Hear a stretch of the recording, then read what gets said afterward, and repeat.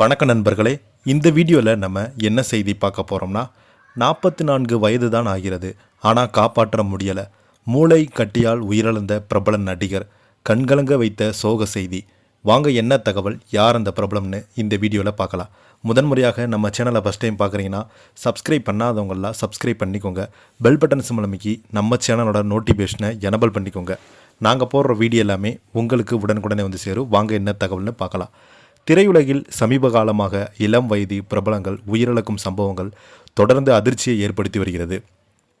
அந்த வரிசையில் தான் தற்போது கன்னட சின்னத்திரை மற்றும் சினிமா உலகில் பிரபலமாக பத்மநாதன் கேஎம் உயிரிழந்த செய்தி ரசிகர்களை சோகத்தில் ஆழ்த்தியுள்ளது. அவருக்கு வயது வெறும் 44 தான்.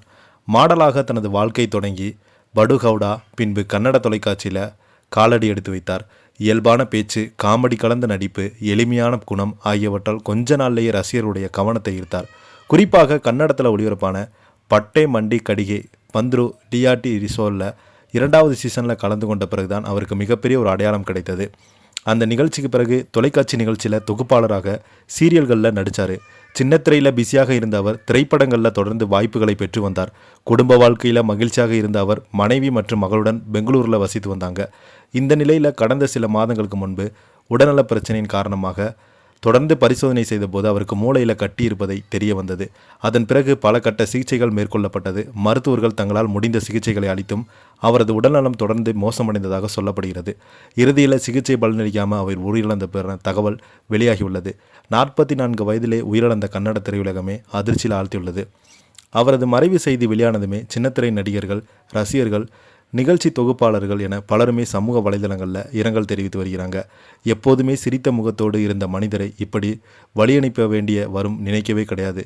இவ்வளவு சீக்கிரம் பிரிந்து செல்வா என்று எதிர்பார்க்கல என்று பலருமே உருக்கமாக பதிவை வெளியிட்டிருக்கிறாங்க. சமீப காலமாகவே இளம் வயதிலேயே புற்றுநோய், மாரடைப்பு, மூளைக்கட்டி போன்ற உடல்நல பிரச்சனைகள் பல கலைஞர்களுக்கு உயிரிழக்கும் சம்பவங்கள் அதிகரித்தே வருகிறது. ரசிகர்களிடையே இந்த செய்தி கவலை அடைத்து வருகிறது.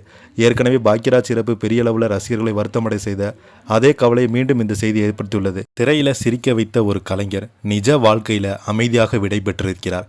அவரது குடும்பத்தினருக்கும் நண்பர்களுக்கும் ரசிகர்களுக்கும் இந்த இழப்பு நீண்ட நாட்கள் மறக்க முடியாத வேதனையாக இருக்கும் என்று நிறைய ரசிகர்கள், பிரபலங்கள் சோசியல் மீடியா வாயிலாக இரங்கல் தெரிவித்து வராங்க. நம்மளும் நம்ம சேனல் சார்பாக ஆழ்ந்த இரங்கலை தெரிவிச்சுக்கலாம். இந்த செய்தியை பற்றி நீங்கள் என்ன கீழே உள்ள கமெண்ட் பாக்ஸில் மறக்காமல் பதிவிடுங்க. இந்த வீடியோ பிடிச்சிருந்தா லைக் பண்ணுங்கள், ஷேர் பண்ணுங்கள், கமெண்ட் பண்ணுங்கள். நன்றி, வணக்கம்.